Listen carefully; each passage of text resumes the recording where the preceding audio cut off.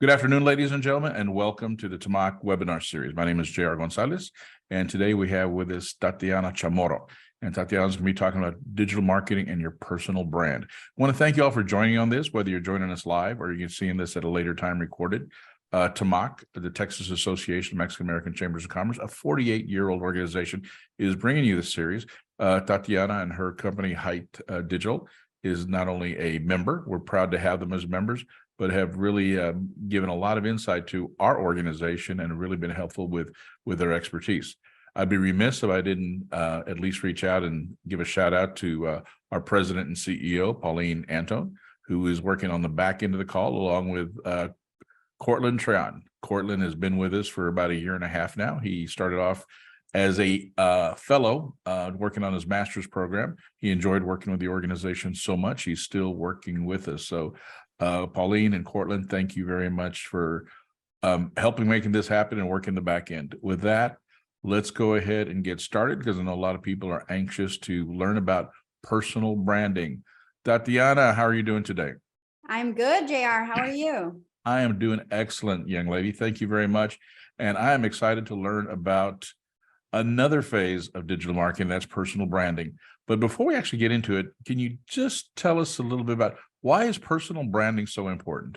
Yeah, and we'll dive more into it in the presentation, but I will say this is my favorite subject because it's usually something we don't consider, and it is the most important part of just building authority online. So we'll talk a little about who should be thinking about personal branding, but this is the most exciting subject to discuss. Well, then I'll let you go. And if I have any questions, knowing me, I'll just probably interrupt and ask the questions. Sounds good to me. And for those of you who have questions as we go along, go ahead and put them in your chat, and then we'll try to swing back by a little bit later on and get those questions answered for you. So, Tatiana, it's all yours. Thank you. Well, let's get started. So today we're going to be talking about building your personal brand. And this is going to be exciting because we're going to go over the basics of building a personal brand. We're going to go over what strategy should you consider and how to implement it.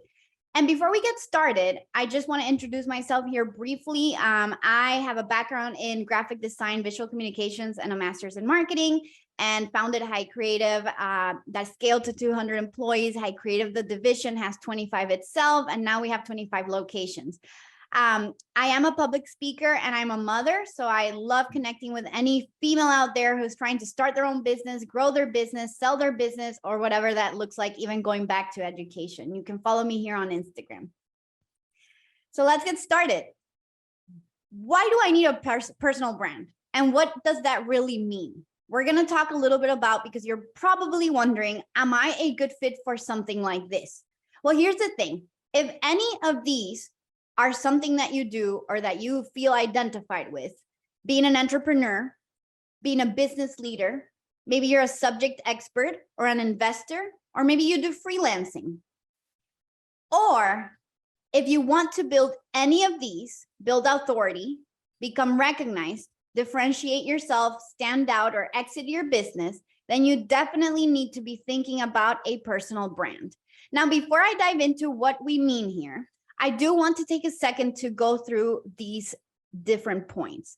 Building authority is going to be crucial to personal branding. And what that really means is that you are going to be positioning yourself in the digital landscape and as an expert in any subject, which is why it's important that if you consider yourself an entrepreneur or a subject expert, that you are considering building a personal brand.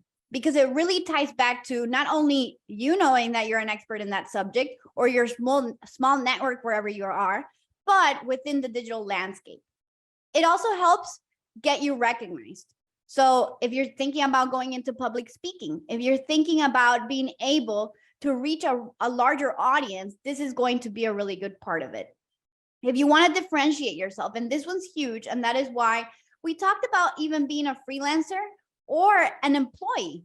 It helps you differentiate yourself when you're applying for jobs. It helps you differentiate yourself when you're looking for speaking engagements. It helps you differentiate yourself for so many different avenues. So before we move into building your personal brand, what I would urge you to think is, furthermore than the job you're doing today, who do you want to be 10 years from now? And your personal brand will help you get there because it will help you build that recognition online long-term based on the accomplishments you do, whether they're connected to the job you're doing today or whatever you're going to be doing in the future. Which takes me to the next step. It helps you stand out. It helps you stand out within other businesses as a personal, professional, and it can be, and that, by the way, can change over time. You can be standing out today as a professional, and maybe 5 years from now, you're standing out as an investor. And most importantly, it can help you exit your business.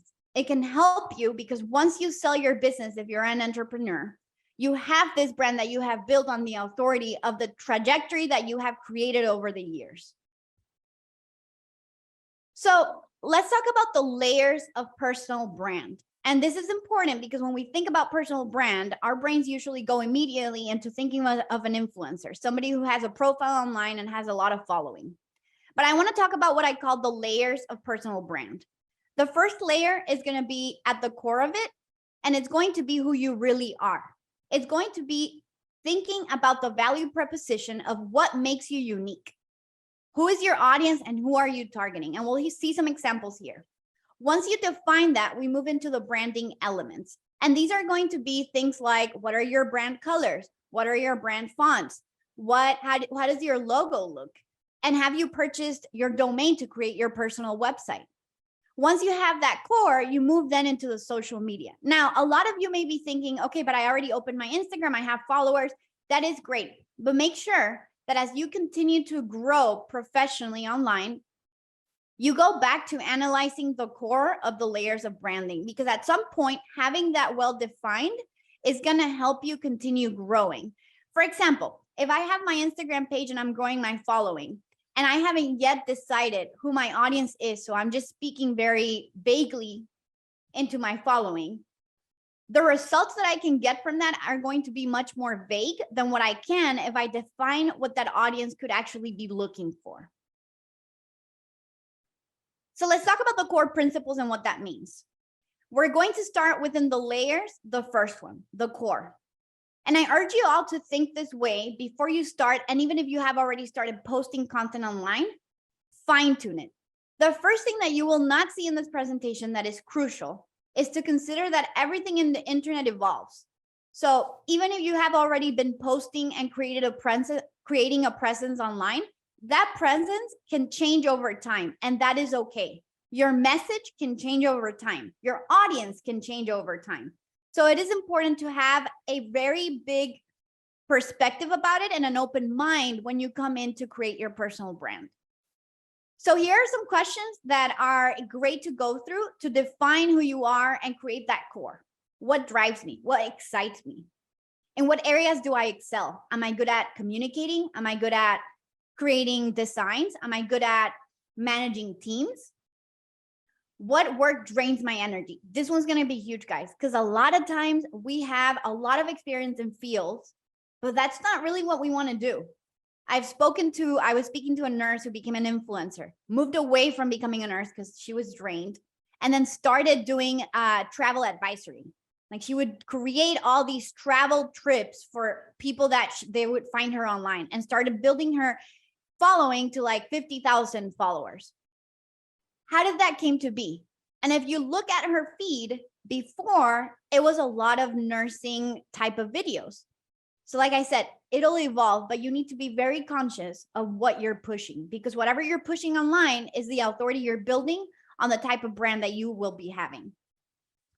What settings do I work in the best? Do you like public speaking? Do you like webinars? Do you prefer doing one-on-one meetings in person? What industries do I find interesting? This is a hard one because I personally don't niche down. I love different types of industries that maybe a lot of times don't even correlate between one another. And it is okay to not be niche down, but I understand who my audience is. And that is one of the things that you'll need to go through, right? Where do I want to be at the end of my career? What are you aiming for? Are you going to be running for office in the future? Are you going to be retired and investing in businesses? What does that look like? And consider that so that you can have a really good starting base. Tatiana, let me interrupt you here for a second before we get into value proposition. I heard you say something, and then I heard you almost kind of contradict. When you're talking about defining yourself, you're saying kind of stay focused. But me, I'm all over the page. And I know that if people are there building their personal brand, people have multiple interests.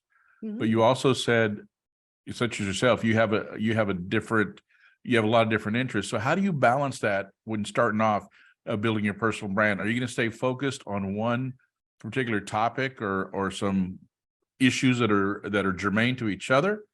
Or is it okay to kind of have a wide berth of subject matter, and with that equally attract people to following and set you up as an authority? So this is a common misconception when you consider that having different types of information that you're pushing means that you're not focused. For example, in myself, right? I am a real estate investor. I like mentorship students. I do digital marketing, and I'm also an investor in businesses. So I push content around those 4 subjects.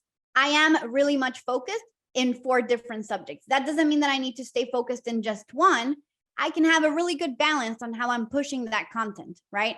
All of them connect to what I want to do in the future. So as long as you have that honed in, it is okay to diversify the kind of content you're pushing out, as long as you know where that's getting you to. Does that answer the question, Jerry? It answers the question a little bit. So basically the common denominator, even if you're going to go through different subjects, the common denominator and everything is your persona, your personality.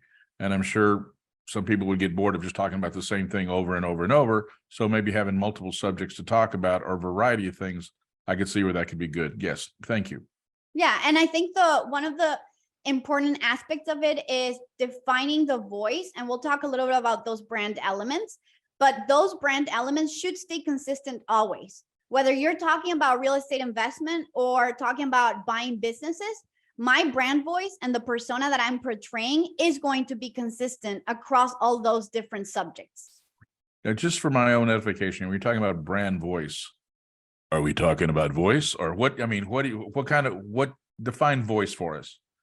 Brand voice is when I go into somebody's profile on Instagram and they are doing, let's say, and they are doing videos, the type of content and videos that they're pushing, are they always consistent with the same type of, when I say brand voice, are they always consistent with the same way in which the message is being communicated? For example, I know that for me, it's a combination between having a welcoming and friendly voice and excitement, because that's how I am. I want to sound a little hyper, right?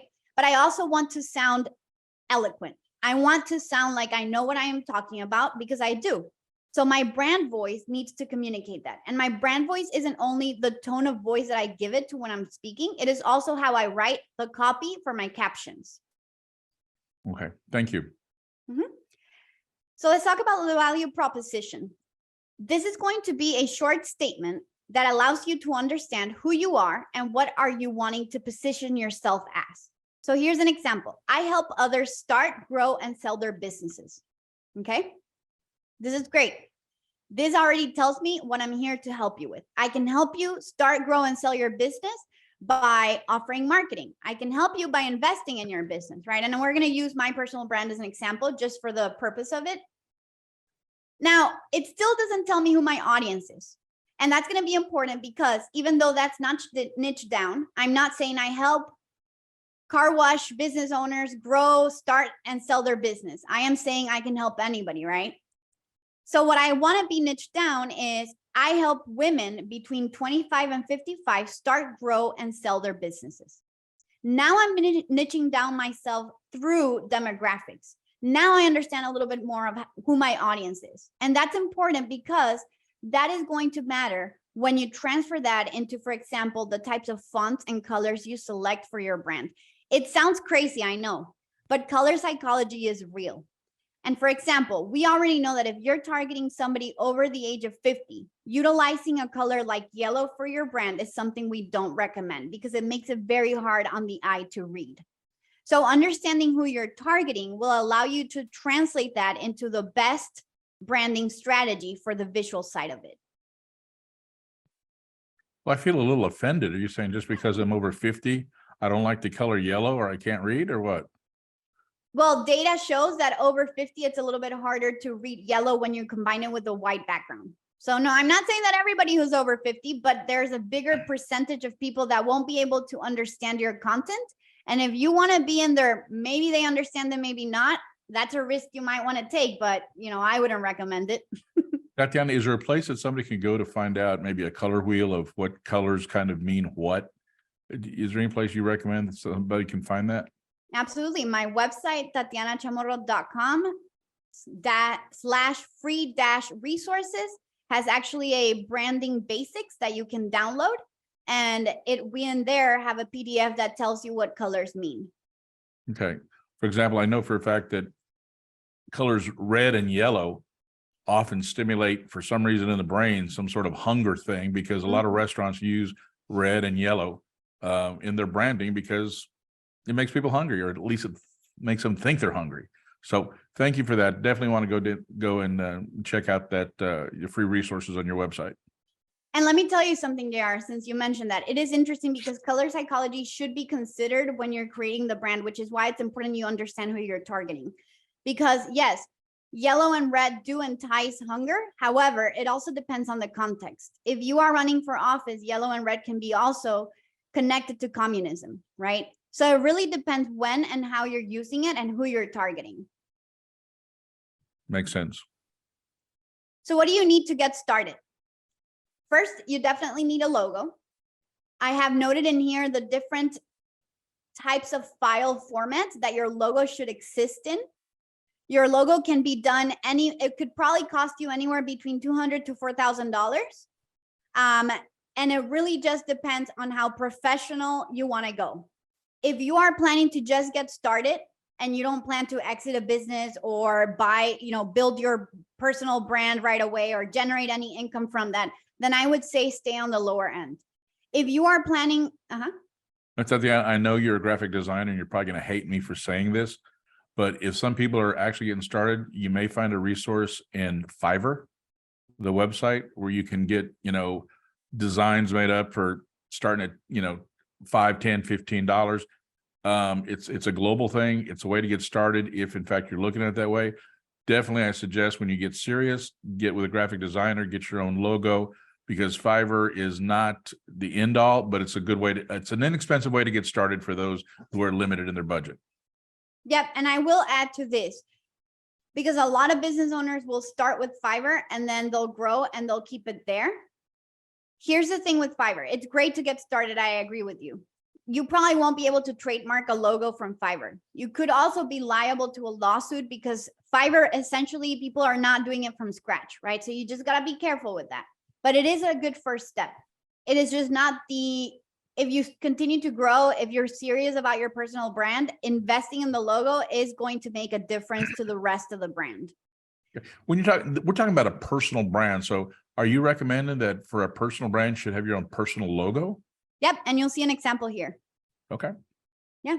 The next thing that a lot of people don't know about is buy your domain. Guys, go to GoDaddy.com right now and buy your name in there. Sometimes it's not even available, but you definitely should own your name domain.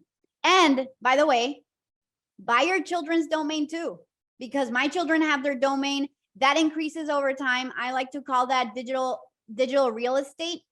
And then you can sell it eventually. You probably won't be changing your name, so it's good to have it.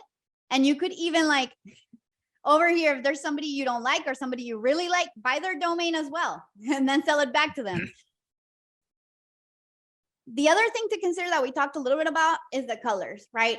Brands need to have specific colors. Now, one tip here is your logo should not have more than 3 colors. And this is going to make it really hard if you want to do embroidery. So if you are going through, usually when you're working with a professional agency or a professional designer, they will know these things. So you don't need to worry about. But if you're going through a platform like Fiverr, a lot of times they won't know. So they'll base it off what you're asking. So I would just recommend keep it under 3 colors because it will increase the cost of you printing in different forms of advertising if you go over 3 colors. You also need 4 primary colors, and those 4 primary colors don't necessarily need to be the same as your logo. They could be based off them. and they can contrast with them, but they don't necessarily mean that your logo colors are your brand colors.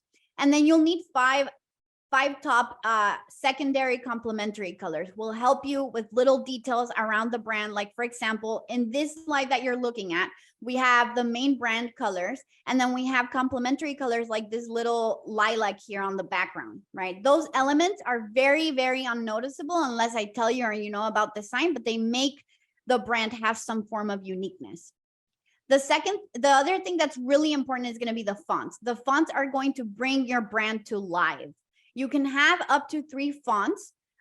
Avoid having more than 3, but make sure that when you select them, you look at fonts that have different variations. Now, here's a little secret. You can go to Google Fonts and you can download the fonts there. They're free. They're open source fonts, and you can then use it into almost everything. What you're looking at is a presentation that my team designed on Canva, basing it off the colors and fonts that I have for my brand and the elements that the team also created.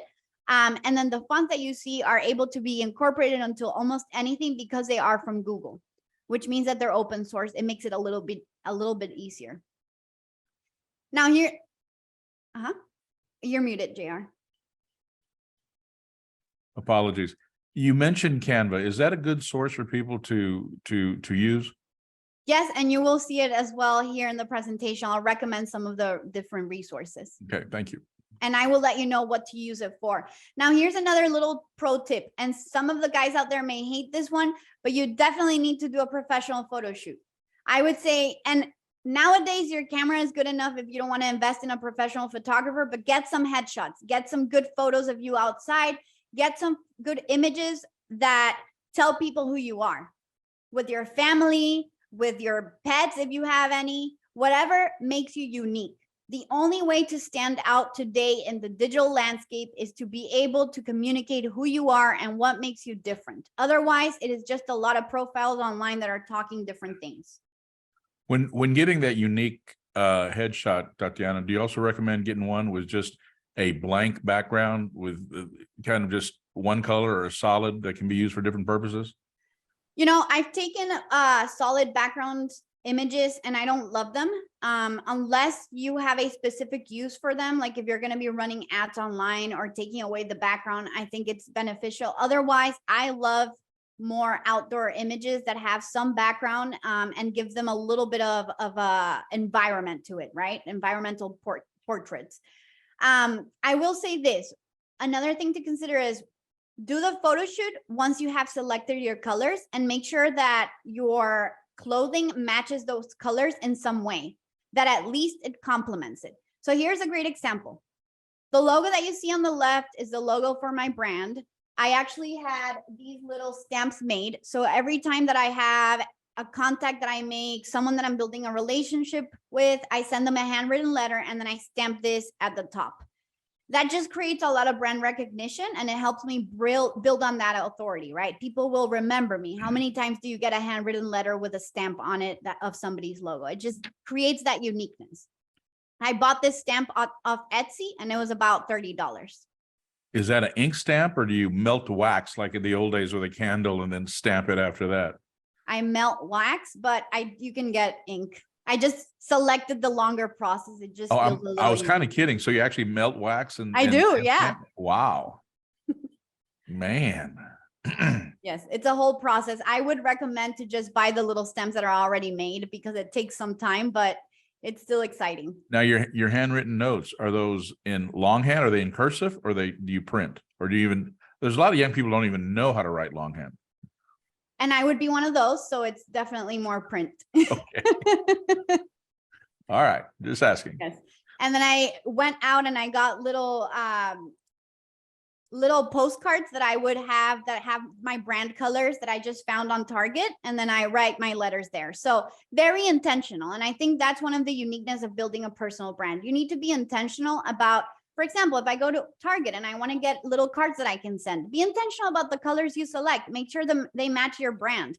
Obviously, when you go in more in depth, you'll have like Pantone colors that they need to match on the code. But for now, just look for colors that really correlate with what you've selected.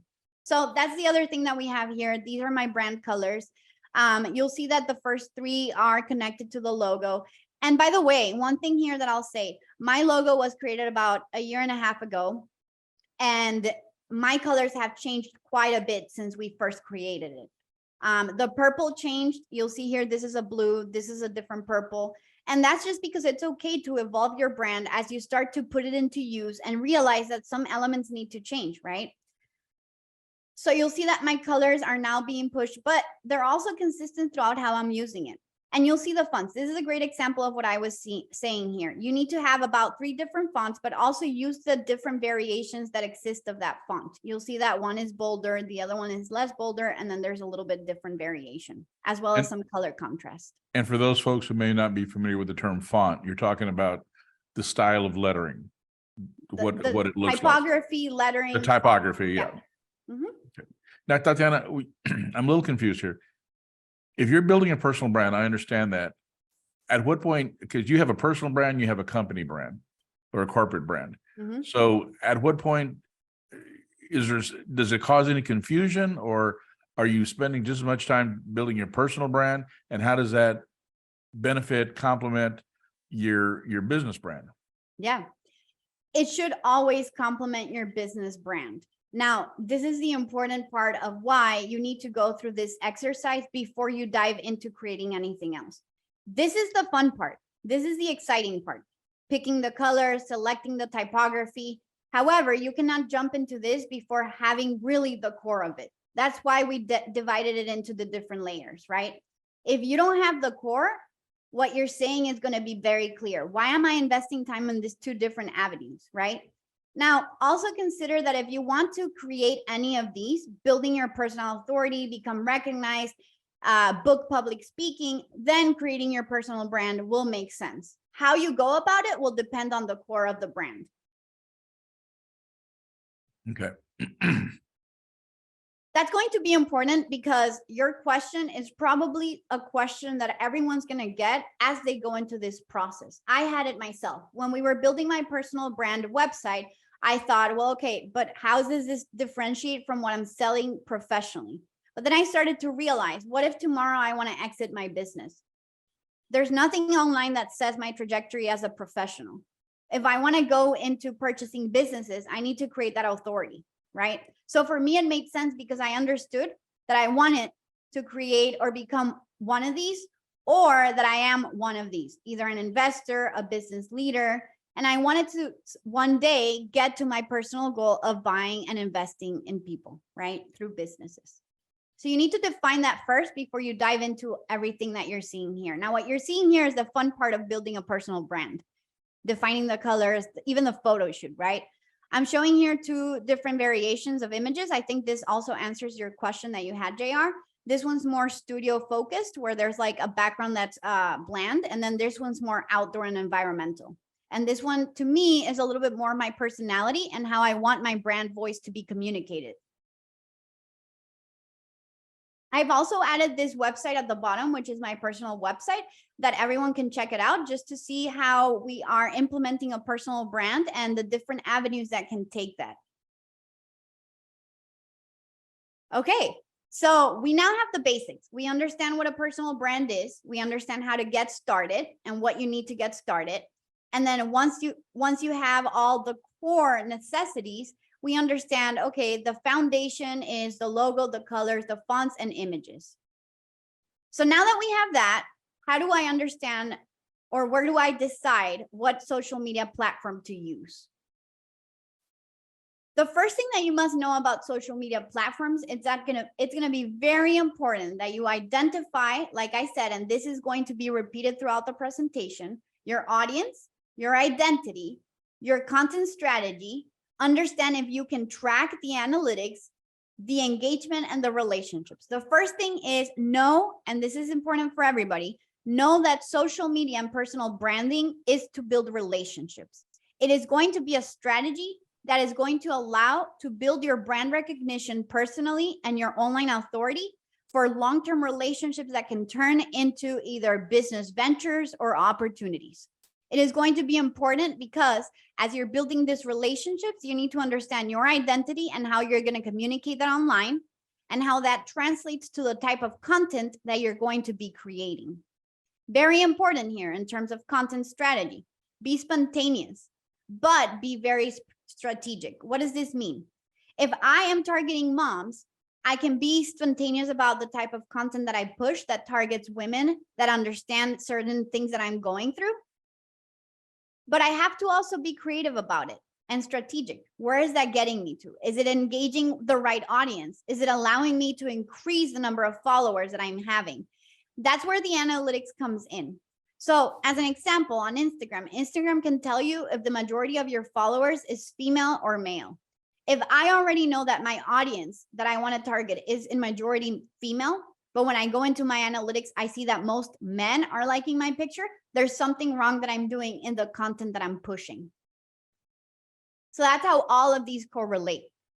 The other thing is the engagement. If you are out there pushing content, make sure you go in, you like other people's posts, you like other people's pictures, videos, you reshare them, and you answer to the comments they're giving you. I'm not saying be tied to your phone, but be aware that at least at some point you should be engaging with the people that are following you. This is going to be the basic before moving into the social media platforms. Any questions here, JR? Well, no, I'm not glued to my phone, but I just go to a computer screen where it's a lot larger because, and not use a yellow background for us old people. But no, I got it so far. Well, thank you for reminding me that. Do not use your computer. That is something I tell JR all the time. Instagram, Facebook is it can be used in the computer, but Instagram, TikTok, Twitter, avoid using the computer because the platform is not really created for it. So it's going to be a little bit harder to navigate. But Tatiana, I have these little sausage fingers. You know how hard it is on that little phone? I like a keyboard, but okay, I'm working on it. It actually going to increase your engagement if you post directly from your phone as opposed to the computer, because the platform is going to want to push you to post from your phone and not the computer. So, you can't change your fingers, but try using the platform on your phone. Got it. So what social media platforms to use? A lot of people will be saying, well, TikTok is for younger people and videos and this and that. Facebook is just older demographics. Here's a comparison that tells you a little bit about the different demographics that live within each platform and how to utilize it. I currently utilize LinkedIn, Instagram, Facebook, and TikTok. I am not a fan of Twitter. But what I will say is that my voice will change a bit on the type of information and how I am pushing that information depending on the platform. You can read through this later on, but what I will say is LinkedIn, your voice needs to be more professional. You are putting yourself out there as a professional. And even though you are going to still be a professional in any platform that you go into, Facebook tends to be a little more personable. Instagram tends to be a little more visual. And TikTok, I'm having a hard time with TikTok. I think I'm not the demographic that they're looking for. I don't do dances and anything like that. So it's a little bit hard on me. So I'm pushing my content to be more informational there. But at the end of the day, the importance of just being present in every platform. Another thing that will answer the question you had, JR, whenever I come in and I am looking for partnerships with larger organizations, one of the different things that they do is look for your social proof. Your social proof is going to be your personal brand. If they can't find you anywhere, you don't have that online authority, even if you are a very well-recognized leader in your industry. Building your personal brand will allow you to create your social proof. Okay, one more time. Building your personal brand allows you to create a social proof that helps you get in the door faster with larger organizations. Okay, and define social proof for me. Social proof is having a presence or existing in any of these social media platforms.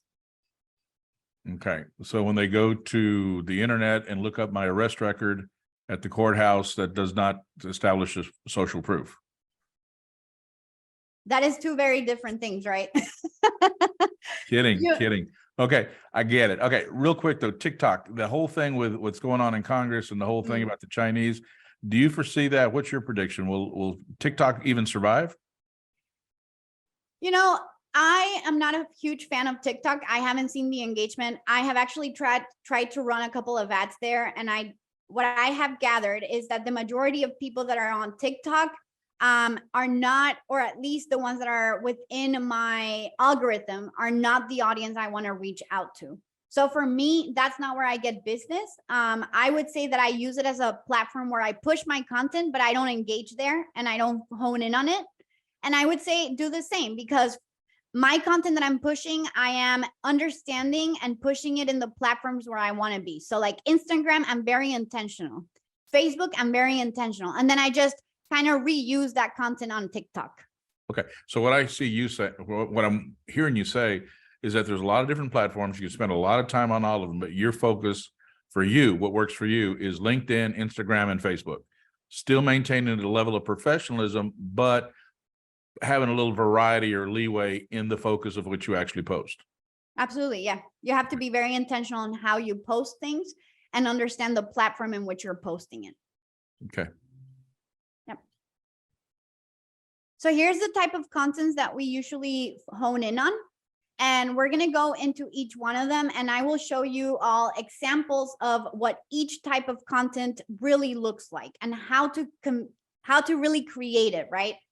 Now, all of these different types of content are going to be important to creating that online presence, especially videos. Videos are going to be huge, and especially if you are interested in doing any form of public speaking, or eventually even doing any type of like TED Talks, leading webinars, being invited at universities. All these type of content, especially the videos, are going to really create that brand recognition.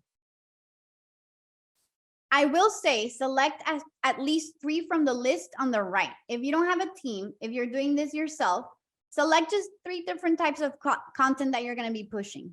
And just tell yourself, I'm going to do 3 stories a day, 1 video a week, and 5 images. That way you have some direction. Whoa. 3 stories a day? It is recommended to do 1 in the morning, 1 in the afternoon, and 1 at night. Not the same story, just different stories. But I will tell you what a story is, and I think maybe after we see that, you'll be a little less scared of it. Okay. All right. Yes. I'll trust the process. So live videos. I'm going to show you guys really quickly here a live video that we did. You will see right now I'm putting my microphone. It is very informal because it's a live video. So everything's happening in the moment. Hello. Vamos a tener una invitada aquí para contarles de estar en Dallas la próxima semana. Así que vamos a esperar.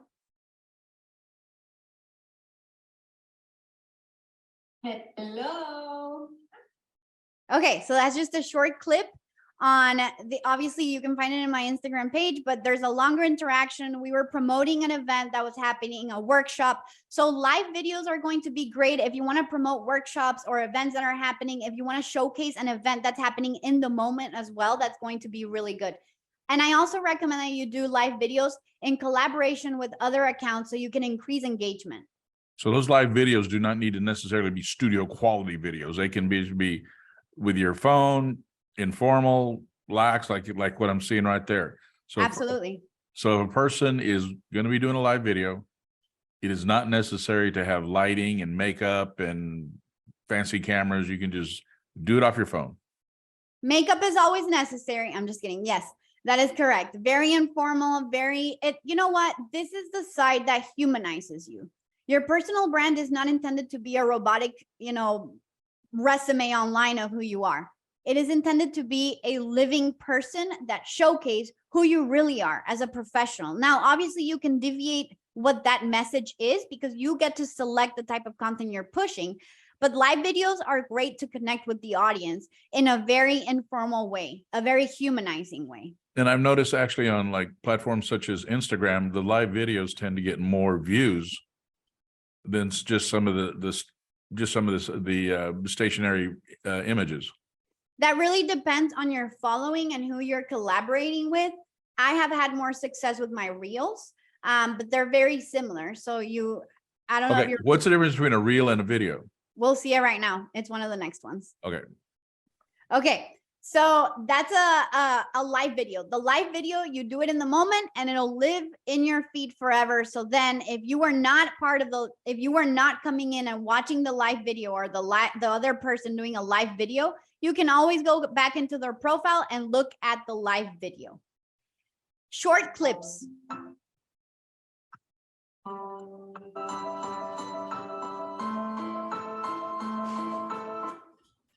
Okay, short clips tell a story. They tell a story with music. They allow you to get more views. Here's a tip. JR, you're probably wondering this. How do I create a short video? Do I need to hire somebody to do video for me? Guys, I have learned myself over the last year on how to do short clips because I am, at some point I was like waiting on my team and I said, no, I need to figure this out. So download the app called VN or Mojo. Very self-explanatory, and you can create your own videos. Mojo even tells you any audio that is trending. Trending audios are huge in order to increase your engagement and get more views. And where do you find those? Where do you find those apps at? In the App Store, in your phone. Okay. Not on my computer, on my phone. Got to go back to that phone. That is right. Yes. Okay. Make sure you take your videos with your phone. Make sure that you're using vertical instead of landscape. That's going to help as well. And is there a cost for this VN or Mojo? I believe that VN is free. Mojo has a free version. I pay for it. I think it's like $30 a year. It's not too bad. Okay. But there are either way free versions of it that you can utilize and allows you to create those short clips. But I do want everyone to notice this is more evoking an emotion, right? But it also is personal. Like, what does a wedding have to do with my personal brand? It humanizes me. It humanizes my brand, right? So that you don't want to push all your content to be this personal, but you do want to push some side of it that tells people Tatiana is not a robot. She's not a spy from somewhere. She is a human that has a trajectory professionally, but look at the way that she is also a human, right? How to connect with your audience. Images. Images is going to be a little less exciting if you don't have a background in design. It can be just a regular image, but you can also take advantage of it to do images where you're promoting events that you're doing, where you're promoting different things that are going on. Here, to answer your question, JR, I recommend Canva. Canva, there's a free version and then there's a paid version. And you can also, on the paid version, include in there your personal brand. So for me, I'll go to my Canva and I can create any type of design because my brand is already implemented into Canva. Now, if you're needing any help with this, you'll see here at the end of the presentation, I'm happy to jump on a call and show you how to do this. I'll be calling you. Yeah. Okay, carousels. Carousels are a combination between images and information. So this is a great example of a carousel. The image that you see here is the first image that people will see on the post, and then they can slide through and look at the rest of the images that have information. Now, this is a great example of how it connects to my brand. I said at the beginning, I am targeting women. This post targets how to manage my time as a mom and as a working professional. So I am pushing two sides of myself, more a personal combined with my professional side. I do recommend to utilize Canva to create these designs. It's fairly simple and there's even templates that you can get. And I'll go ahead and show you right now. I am on my Canva. You go into design and you can do in there post for Facebook. And you will see so many different designs that have already been created. You can click on them and then just add your colors and your fonts. It is very simple. Okay.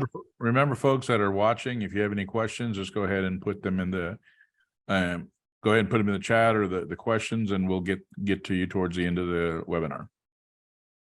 Stories. This is going to answer your question. Stories are in the moment happening. They are maybe the tool that makes you humanizes most your brand.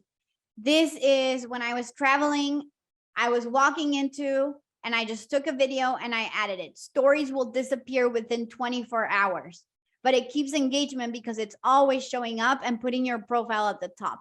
So yes, I do recommend about 3 stories a day, 1 in the morning, 1 in the afternoon, and 1 at night, but they should be just as short and simple as something like this.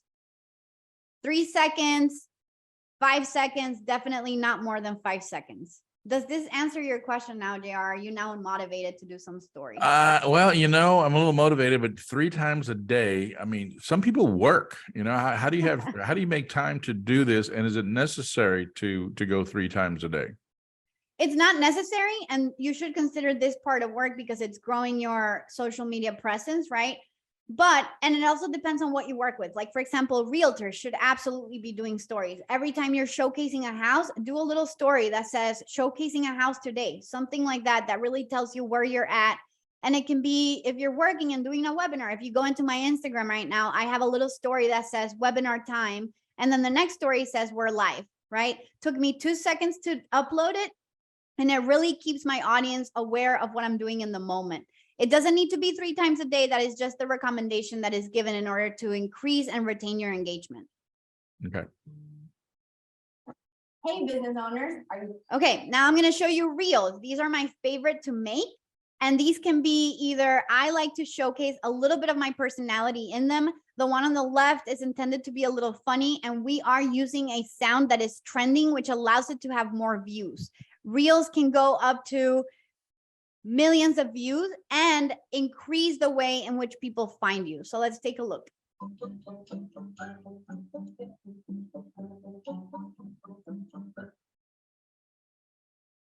Very, very short.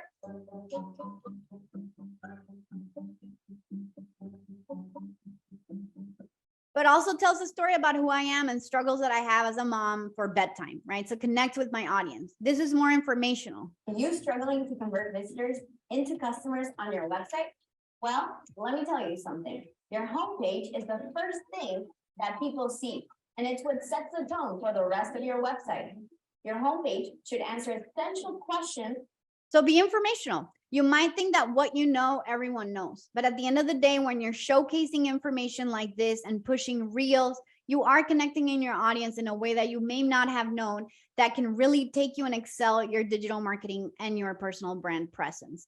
Tatiana, when you're putting together reels and using that music, like you said, that music or the sound was trending, are those copyrighted? Can you use them royalty free, or is there any danger of maybe infringing on somebody? So the social media platforms will have a little thing that says sound, and you add the sound immediately within the social media platform, and that gives royalty. Like your reel already says who owns the music. So you are taken care of. I would be careful when you add sound, because sometimes the owner of the sound will mute you and you will not be talking. So just be careful about that.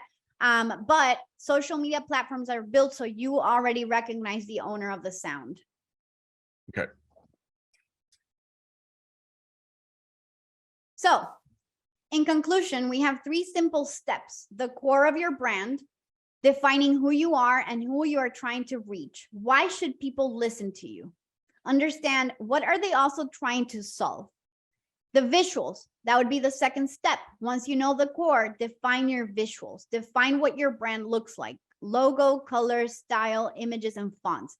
Consistency is going to be key to creating a strong personal brand.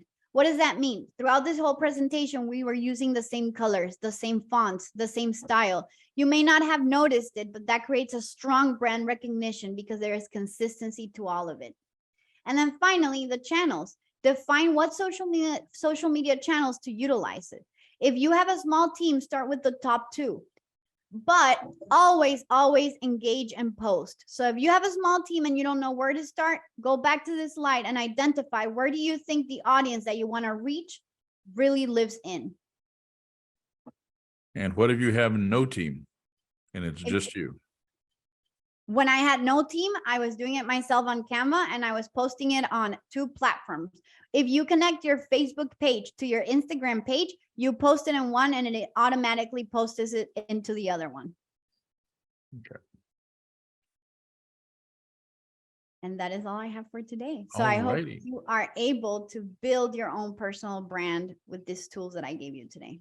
Well, Tatiana, thank you. That's been very informative. I'm not seeing any questions right now, but as you do this, I guess the question that I have is, you can spend a lot of time building a personal brand, but you can actually spend some money too, but that it should be considered as an investment.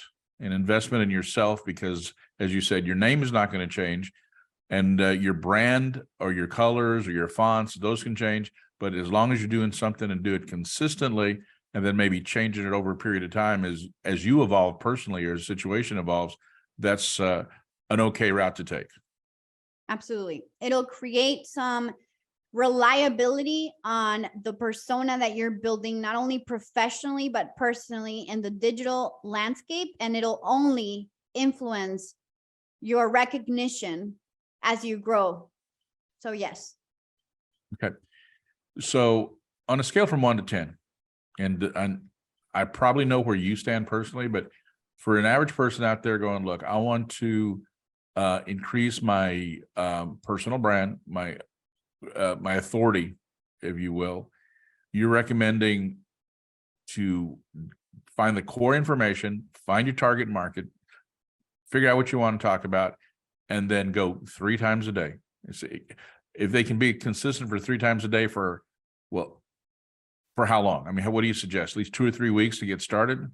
I would say first define what do you want to accomplish. Do you want to increase your followers? If you want to increase your followers, Instagram, for example, and also depends on the platform, recommends you to put 1 post a day, right? 3 stories helps, but 1 post a day is going to be helpful, right? Make sure you're engaging and following others. So I would say define what is it that you want to accomplish. If it's something that's going to be just more of a long-term strategy, maybe right now you're not really trying to differentiate yourself, you're just getting started out there, then starting slower is going to be okay. But getting started, JR, is the most important thing, because the problem is that social media can really intimidate a lot of us. We don't know how to do these videos. We don't know all these different terminologies between reel and story and posting and live. And so just understanding it, playing with it to make sure that you start to be able to differentiate how to utilize it, that's where I would recommend you start. Okay. Well, Tatiana, this has been informative. I am going to go home this weekend and try to figure out my personal brand and try to do things on my phone instead of my laptop, which is just much easier for these old eyes and these little sausage fingers. But to your point, taken. And a reminder that by doing it on your phone, that's what it's built for, and it'll actually help push your stuff out there a little bit more, right? That's right. Okay. Tatiana, any closing comments for us before we go? If anyone's looking to get started on their brand and they don't know where, I will be offering a brand consultation just for free 20 minutes. So that's just something that I'll be offering through Tamak. And I'm happy to help anybody get started, because I do believe this is something that no matter where you're at, you need in order to continue differentiating yourself as a professional. Well, thank you. And thank you for offering that free consult for letting them know that they listen to it through Tamak. Once again, my name is J.R. Gonzalez. I have been your moderator and question asker of Ms. Tatiana Chamorro with Height Digital. This video has been brought to you by Tamak, the Texas Association of Mexican American Chambers of Commerce. We are a 48-year-old organization and the leading Hispanic business organization in the state of Texas. Right now, we're very, very busy with the state legislature. There's a lot of things going on. So please, if you're so inclined, keep track of what's going on. Call your local state representative. There's a lot of bills out there and a lot of issues that are occurring that are going to affect business, especially minority-owned businesses.